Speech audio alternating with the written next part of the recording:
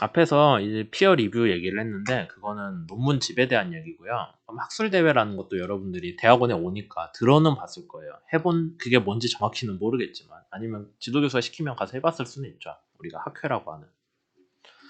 학술대회에 대해서 좀 얘기를 할 건데 학술대회는 정기적으로 뭐 1년에 2번일 수도 있고 2년에 1번일 수도 있고 3년에 1번 하는 학회도 있어요.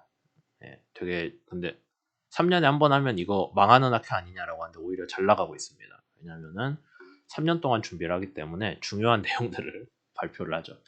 정기적으로 특정 분야에 대한 연구 성과를 연구자들이 모여서 발표를 합니다. 요새야 비대면 상황이라서 뭐 줌으로 하기도 하는데 우선 모여야 돼요. 왜 모이냐? 그러면 뭐 서로 저녁에 술 먹고 뭐 고기 구워 먹고 그럴 수도 있는데 그게 목적이 아니라 연구 결과를 누가 발표를 하면은 거기에 대해서 적극적으로 토의를 하는 게 학술대회의 핵심이에요. 그러니까 여러분들이 이제 대학원생인데 아니면 학부생인데 저기 학술대회 뭐 대한조선학회 충기학술대회 가서 발표를 했어요. 발표를 했는데 아무도 질문을 안 해요. 그럼 되게 행복하죠. 이거 아무도 질문을 안 했으니 내가 두들겨 깨질 리는 없겠구나 라고 하는데 그건 오히려 진짜 안 좋은 거예요. 학술대회에서 질문이 안 나온 거면은 이유가 둘 중에 하나예요. 하나는 내가 설명을 잘못했거나 또 하나는 연구 자체가 남들의 관심이 없거나 둘 다 나한테 책임이 있는 거지. 거기 듣고 사람들이 관심 있으면 질문하거든요. 나도 하고 싶은데 그런 생각이 들면서 나도 이 연구 따라하면 재밌겠는데 하면서 질문을 안 할 수가 없어요. 근데 질문이 안 나오면은 그거는 실패한 발표입니다. 그건 제가 되게 강하게 얘기 드릴 수 있어요. 그래서 발표를 하고 토의를 하는 게 학술대회 목표예요. 토의가 안 되고 질문이 없으면은 그건 망한 발표고 토의를 하기 때문에 그럼 여러분들이 이제 발표를 할 때 누가 저거 아직 연구 안 끝난 것 같은데 이걸 왜 발표했어요? 그럼 이제 여러분들 의견을 듣고 좀 이렇게 하기 위해서 했습니다라고 얘기할 수 있겠죠. 그래서 학술대회에서는 완성되지 않은 연구도 발표가 돼요. 뭐 앞으로 할 일은 이런 게 있습니다 정도 얘기를 하면 되잖아요. 그 자리에서 그걸 누가 욕할 것도 아니고. 근데 학술대회는 되게 그 피어 리뷰가 하는 학술대회도 있고 안 하는 학술대회도 있거든요.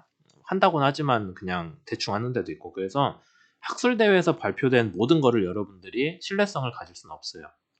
반대로 남들도 여러분들이 학술대회에서 발표했다는 거를 믿진 않습니다. 그건 많이 중요한 부분이죠. 그러니까 학술대회는 아직 덜 된 연구라도 낼 수 있기 때문에 그걸 전적으로 믿는 건 되게 위험해요. 그 다음 학술대회는 운영을 하기 위해서 뭐 사람들 모이면은 밥도 사줘야지 뭐 공간도 저기 컨벤션 센터 빌려야지 하잖아요. 그래서 등록비를 받아야 돼요. 되게 공짜로 해주면 좋긴 하지만 공짜로 하는 학회 거의 없고요. 그 다음에 등록비를 받고 등록비를 낸 사람들에 대해서 우리 학술대회에선 이러이러한 게 발표가 이번에 됩니다라고 논문집을 줘요. 그걸 우리가 프로시딩이라고 하거든요. 그러면 학술대회에 등록을 안 한 사람은 어떻게 하냐? 돈을 안 냈는데 뭐 미쳤다고 프로시딩을 그냥 줘요? 그러진 않아요, 되게. 그래서 학술대회 논문집은 어떤 문제가 있냐면은 학술대회에 참여를 못했다. 돈이 없어서건 시간이 안 맞아서건 뭐 다양한 이유가 있겠죠. 뭐 외국이라 못 나갔다든지. 그런 사람들은 프로시딩을 볼 기회가 별로 없습니다. 갔다 온 사람이 줄 수는 있겠지만은 그냥 아예 공개돼서 누구든지 보십시오라는 게 흔치가 않아요. 보려면 돈 내는 경우도 있고. 그래서 논문에 대한 접근성이 나쁘다. 그러니까 학술 대회 논문을 여러분들이 그 자리에서 듣고 뭐 이런 연구가 있구나라고 알아볼 수는 있는데 학술 대회에서 발표된 논문을 여러분들이 참고 문헌으로 인용하는 건 되게 조심해야 돼요. 왜냐면은 완성되지 않았을 수도 있고 그다음에 난 이 연구를 인용을 했어요.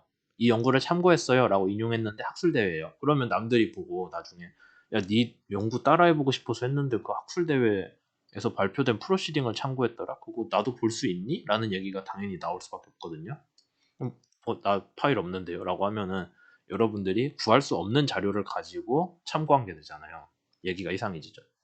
그래서 학술대회는 되게 논문에 대한 접근성이 나빠서 그거를 남들한테 인용했다라고 얘기하면 좀 위험하다라는 게 있고 다만 이런 경우 있습니다. 학술대회에서 발표된 논문을 모아서 논문집으로 출판을 해버려요. 그럼 출판을 했으면 누구든지 볼 수 있잖아요. 돈 안 내도 그냥 야 우리 이번에 이런 거 발표됐어 라고 책을 내면은 누구든지 접근은 가능한데 그렇다고 해도 근본적으로 완성되지 않은 연구라는 거 거기에 대한 문제는 항상 있습니다. 여기 ISN이라고 써놨는데 ISSN은 정기적으로 발간되는 모든 책에 붙는 일련 번호예요. 국제적으로 있는 거고요. 그래서 여러분들이 뭐 학술대회 논문, 학술대회 말고 그냥 일반 저널이라거나 아니면은 그냥 돈 주고 사서 보는 잡지 같은 거에 보면은 ISSN이라고 다 적혀 있어요, 번호가. 그러니까 얘는 정기적으로 발간되는 책입니다. 따라서 이 책의 저작권은 뭐 이걸 출간한 사람한테 있습니다. 그런 거를 보증을 해주는 거고, 그냥 책은 ISBN이라는 게 있죠. 이게 나오면 정식 책인 거예요. 이게 없으면은 정식 책이 아닙니다. 뭐 쓴 사람은 아무리 자기가 이게 책이다라고 구겨도 ISBN이나 ISSN이 없으면은 이거는 그냥 여러분들이 저기 프린트 해가지고 그 호치켓으로 찝어놓은 거랑 똑같은 거예요. 네, 그걸 알아두시면 좋겠네요.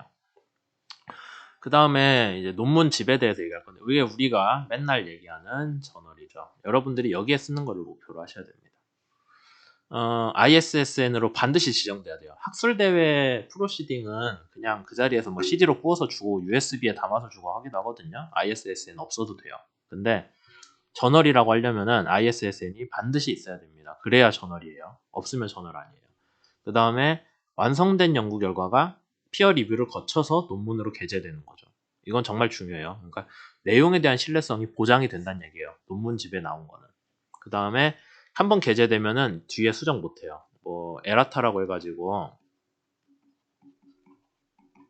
나중에 수정표를 올리는 경우도 있기는 하거든요. 근데 그게 되게 안 좋은 케이스인 게, 논문을 한번 내면 이제 끝난 거예요. 나는 이거 다 됐다라고 해서 낸 건데 거기에 대해서 나중에 수정을 한다면은 누가 봐도 저 새끼 저 친구 저거 연구를 하다가 뭔가 좀 구린 게 있어서 바꾼 거 아닌가? 나중에 그런 게 되는 거죠. 그러니까 시험 봐서 답 내놓고 나중에 가서 제가 잘못 썼는데요, 그 얘기랑 똑같은 거예요. 아니면은 저기 뭐 가수들이 음반 내놓고 나중에 음반 수정해가지고 다시 내겠다, 그런 건 똑같아요. 음반 수정 잘 안 하잖아요. 소설은 판본이 올라가면서 수정을 하긴 합니다. 근데 예, 소설이랑 달라요, 논문이랑. 한번 내면 땡이고요. 그 다음 그럼 논문집은 어떤 식으로 운영이 되냐? 저자한테 게재 비용을 받거나, 그러니까 야 너 우리 저널에다가 논문 쓰고 나중에 이렇게 사람들이 보게 해줄 거면 돈을 내라, 그런 경우 많아요. 그 다음에 아니면 독자한테 뭐 제가 나는 대한조선학회 이 논문집을 너무너무 보고 싶어요, 돈을 내고 볼래요. 돈 내고 봐요. 그럼 말 그대로 책을 사서 보는 그런 꼴이죠. 그렇게 받아서 운영이 됩니다. 근데 정말 좋은 저널이라고 치면은, 그냥 일반론적으로 정말 좋은 저널은 독자가 돈을 싸들고 와서 야, 난 이거 너무 보고 싶어, 돈을 주면서 나한테 보여줘라고 하겠죠. 정말 안 좋은 저널은 저자한테 돈을 받아요. 왜냐면은 남들이 안 읽기 때문에 독자들이 돈을 낼 생각이 전혀 없거든요. 저기 그 신문도 보면은 요새는 신문 잘 안 보긴 하는데, 그 길에 보면 이렇게 뭐 많이 쌓여있는 무가지라고 해서 돈 안 받는 신문 있잖아요. 공짜로 가져가세요 하는 거. 그건 누구한테 돈을 받냐면은 광고하면서 돈을 받겠죠. 광고주한테. 그런 식입니다. 뭐 절대적인 건 아니에요. 좋은 저널도 저자한테 게재 비용 막 받는 경우도 있고 거꾸로인 경우도 있긴 한데, 하여튼 일반적으로는 그래요. 제가 알기로는. 하여튼 돈만 내면은 어쨌든 볼 수 있어요. 저자가 내든 아니면은 저자가 돈을 내면은 이미 그 논문은 이제 공개를 하는 걸로 얘기가 된 거고, 아니면 독자가 나 이 논문 너무 보고 싶은데 돈 내고 보면은 어쨌든 볼 수 있잖아요. 앞에 학술대회 같이 못 보진 않거든요. 네. 그래서 돈만 내면 볼 수 있기 때문에 접근성이 좋고 내용도 신뢰성이 있으니 여러분들이 인용을 할 때는 논문집을 인용하세요 라는 얘기죠. 다른 분야는 모르겠지만은 선박해양공학 분야에서는 그래서 논문이라고 하면은 논문집에 게재된 걸 되게 논문이라고 합니다. 뭐 컴퓨터 쪽 같은 데는 제가 알기로는 정보 교환이 중요하거든요. 빨리 뭘 해야 돼요. 되게 우리 분야에서 논문 하나 내면 한 1년 동안 리뷰 받고 뭐 이것저것 해서 그러거든요. 시간 한 1년 걸려요. 짧으면 한 6개월 걸리고. 그동안 뭔가 막 축축 바뀌는 분야들도 있을 거잖아요. 우리는 보수적이라 안 바뀌는데 딴 데는 바뀌어요. 그런 데는 그냥 학술대회가 더 중요하다. 그래서 학술대회에서 발표하는 것도 더 중요한 실적으로 쳐주고, 학술대회에서 발표하는 걸 사람들이 더 열심히 들으려고 해요.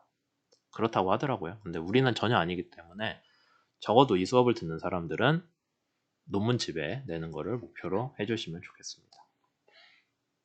그래서 예시로 대한조선학회 논문집 홈페이지를 가져왔습니다. 그러면은 홈페이지에 가면 뭐가 써져 있냐면은 프린트된 종이로 찍히는 간행물의 ISSN이 있고요.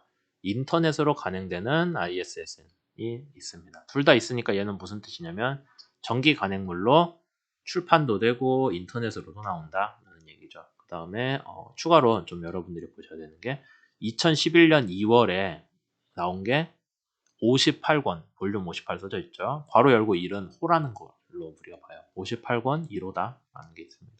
그래서 58권 1호에는 뭐 이런 논문들이 들어있다더라 라는 거 써져 있는 거죠. 그럼 뭐 여러분들이 관심 있으면 보시는 거고 아니면은 안 보시면 되고 그런 것들이 있습니다.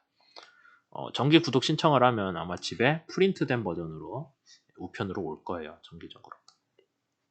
대한조선학회 논문집은 2달에 한 번씩 나오고요. 그래서 2월에 나오면 다음엔 4월에 나오고 뭐 그래요. 네, 근데 이거 생각보다 시간이 오래 걸리네. 네, 논문 얘기 조금 더 하겠습니다. 아마 이 슬라이드까지 하고 아니면 다음 슬라이드까지 하고 쉬었다 갈 것 같은데 생각보다 시간이 오래 걸리고 있어요. 우선 정기 간행물 얘기를 다시 합시다. 지금 논문 지배대 얘기를 하는 거예요. 이제 학술대회는 끝났어요. 학술대회는 발표하면 땡이다. 논문집에서는 ISSN이 주어져야 논문집이다. 그 다음에 ISSN이 있다고 다 논문집은 아니에요. 왜냐하면 학술대회 프로시딩도 ISSN이 있는 경우 있다고 제가 얘기했죠. 네, 그래서 그러면 뭐가 학술대회 프로시딩이고 뭐가 논문집인지 제가 어떻게 알아요? 라고 할 수 있잖아요. 그거는 제목에 써져 있어요. 제목에 저널 써져 있거나 아니면은 얘가 뭐 1년에 한 두세 권씩 나온다. 그러면은 걔는 일반적으로 저널인 거예요. 근데 뭐 그걸 잘 모르시겠다라고 하면은 지도교수한테 물어보세요. 저보다 잘할 거 아니에요? 각 분야에 대해서. 어쨌든 그렇게 됐고 한 가지 좀 특이한 점이 ISSN이 주어진 책은 대개 저작권의 대상이 됩니다. 뭐 물론 없는 책도 저작권의 대상이 되기는 되는데 ISSN이 있으면 이제 저작권의 확실한 보호를 받아요. 그러면 어떤 문제가 생기냐면 여러분들이 학술대회에 발표를 했어요. 학술대회 발표하고 프로시딩에 논문이 올라갔어요. 우리 학술대회에서 발표된 논문입니다. ISSN까지 박혀가지고 나왔어요. 근데 그 학술대회 논문을 그대로 저널에 내잖아요. 논문집에. 그러면 저작권 위배가 되고 자기 표절 문제도 있긴 한데 그 이전에 저작권에 문제가 걸려요. 왜냐면 이미 ISSN 박힌 책에 대해서 실렸으니까 그 내용은 그 학술대회를 한 대에서 갖고 있는 거거든요. 저작권을. 여러분들이 학술대회나 저널에다 논문을 내면은 그 저작권 여러분들 게 아니에요. 그 출판하는 데께 돼요. 논문 자체에 대한 저작권이. 그래서 그거를 물론 학술대회를 한 데랑 논문집을 출간하는 데랑 서로 협의가 됐다. 아니면 같은 기관이다. 대한조선학회다 둘 다. 그러면 문제는 없어요. 기본적으로. 대한조선학회에서 발표를 한 거를 대한조선학회 논문집에 나간다. 오히려 그렇게 해주는 경우가 많거든요. 학술대회들이. 근데 그거 말고 뭐 한국기계학회에서 한 건데 대한조선학회에서 한국기계학회에서 발표를 하고 대한조선학회 논문집에 실른다? 투고를 했다? 그거는 이제 나중에 보면 문제가 되기도 합니다. 그래서 조심해야 돼요. 요즘 같은 때. 그 다음에 아까 21년 2월에 58권 1호라고 나와 있다고 했죠. 여러분들이 권은 알 거예요. 책을 권수로 세잖아요. 그래서 책 한 권, 두 권, 세 권 하는 게 그 내용이 끝나고 다음으로 넘어가는 게 권이죠. 제가 뭐 지금 딱히 주위에 권으로 나눠져 있는 책이 없기는 한데 뭐 어쨌든 그냥 그렇다고 칩시다. 네. 그렇게 돼 있고 그래서 권수는 뭐에 대응이 되냐면은 발간 연도예요. 1년에 한 권씩 올라가요. 이걸 설명이 조금 이상한데 이렇게 봅시다. 네, 저희 학생이 사준 건데 이 한라봉 초콜릿이 있거든요. 그러면은 한 해에 이게 한 박스씩 나온다고 쳐요. 한 해에 한 박스씩 나온다고 치면은 이게 한 권이 되는 거예요. 이렇게 얘는 2021년에 나왔고요. 얘는 그 다음 해에 나오겠죠. 2022년 아니면 그 전해에 나온 2020년도일 수도 있어요. 초콜릿 하나가 한 박스가. 그래서 권수는 발간 연도에 대응돼서 1년에 하나씩 올라가요. 근데 그러면은 이 논문집이 그러면 2021년 1월에 한 번 나오고 다음에 1년 기다려야 되나요? 다음 권이 나올 때까지.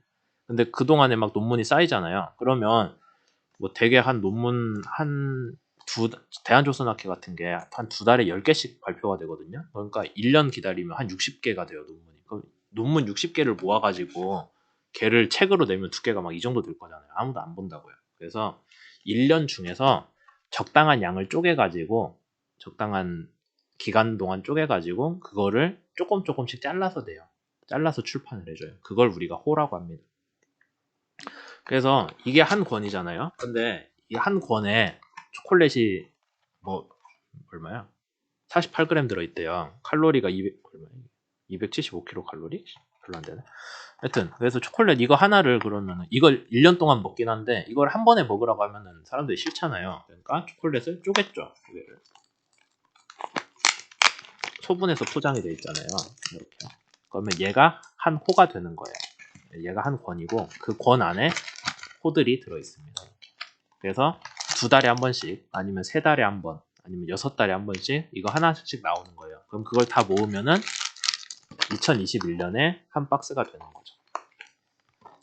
그렇게 이해를 하시고 이제 보면은 호는 한 해 동안에 저널이 쪼개져서 나뉘어서 발간될 때 붙이는 숫자예요. 그러니까 58권 1호 다음에 2월에 나왔잖아요. 그럼 4월에는 58권 2호가 나오는 거죠.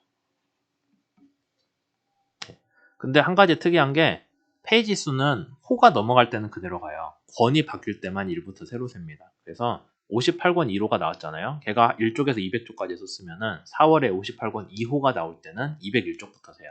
그렇게 가다가 다음 해가 됐다. 59권이 나오죠, 드디어. 그럼 걔는 1페이지부터 다시 셉니다, 쪽을. 그래서 호라는 거는 물리적으로는 책이 쪼개져 있는데 이게 내용상으로는 이어져 있다는 뜻이에요. 책 페이지 번호가 바뀌지 않기 때문에 그 호를 여러 개를 합쳐 놓으면은 그게 1페이지부터 끝까지 가는 하나의 권이 되는 거예요.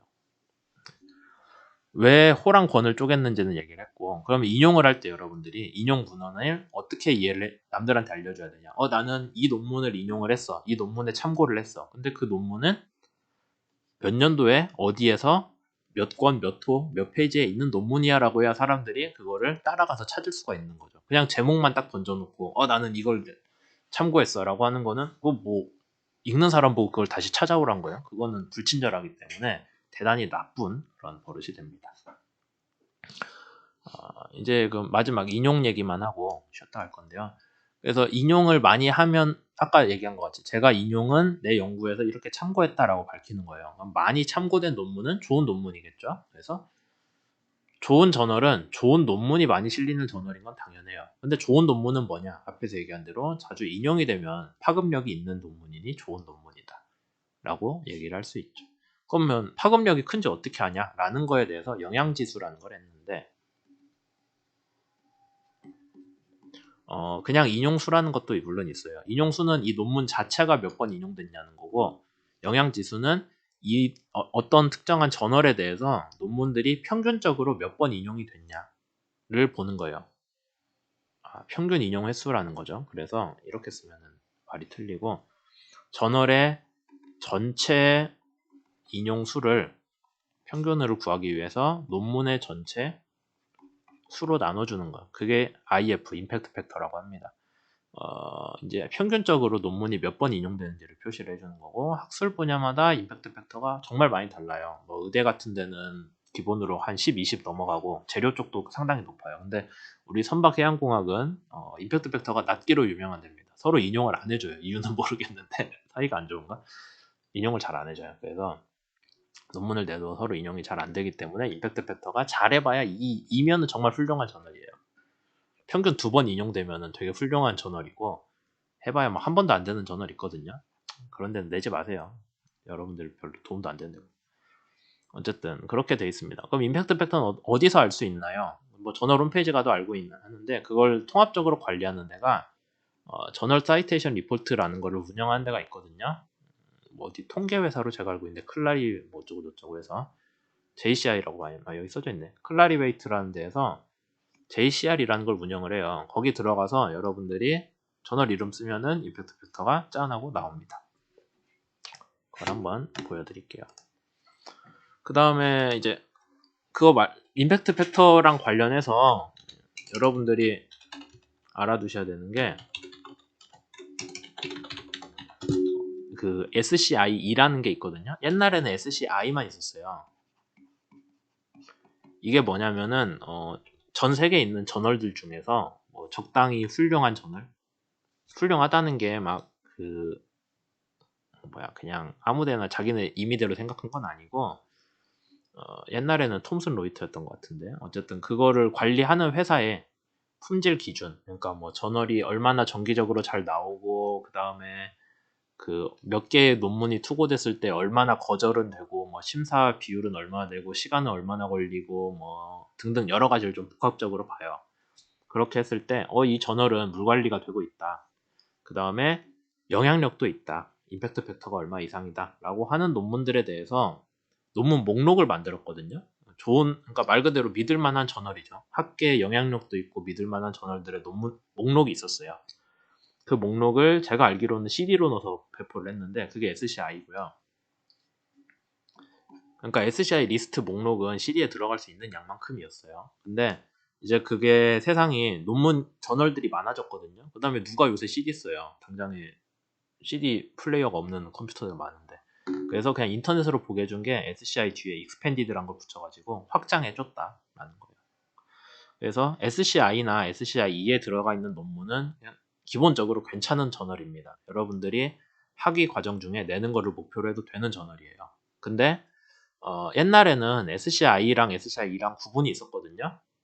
SCI가 좀 더 좋은 것처럼 사람들이 받아들였는데 이 클라이베이스에서 이제 그런 거 필요 없다고 그냥 우리 SCI 이제 관리 안 할 거고 얘만 할 거다라고 했어요. 그래서 SCI이면은 다 SCI입니다. 그냥 뭐 거기에서 누가 SCI네 만에 하는 거를 따지면은 안 돼요. 이제 왜냐면 공급하는 데서 그러지 말라고 했으니까. 그래서 JCR만 보여드리고 쉬었다 할게요. 여기 아까 페이지 이름 쳐서 나온 거고요. 뭐 여기에다가 대한조선학회 영문전어를 쳐볼게요.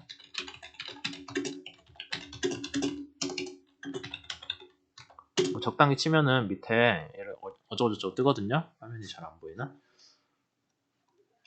예, 이렇게 적당히 치면은 밑에 떠줘야 되는데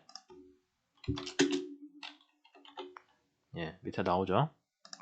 얘를 해가지고 검색을 하면은 쭉 뜹니다. 그러면은 여기 임팩트 팩터가 나와요. 여기에 2.24니까 상당히 좋아요. 상당히 높아졌고 옛날엔 낮았는데 그 다음에 뭐 보면은 잘 보일지 모르겠네.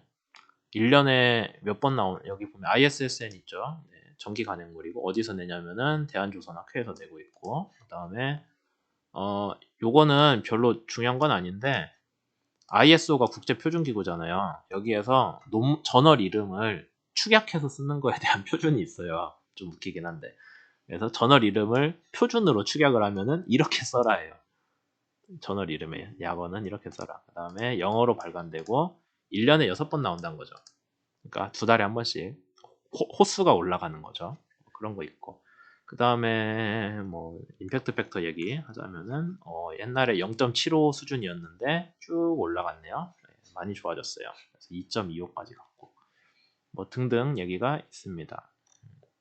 그 다음에 뭐 어떤 저널들 요새 나왔다라는 거 있고 네.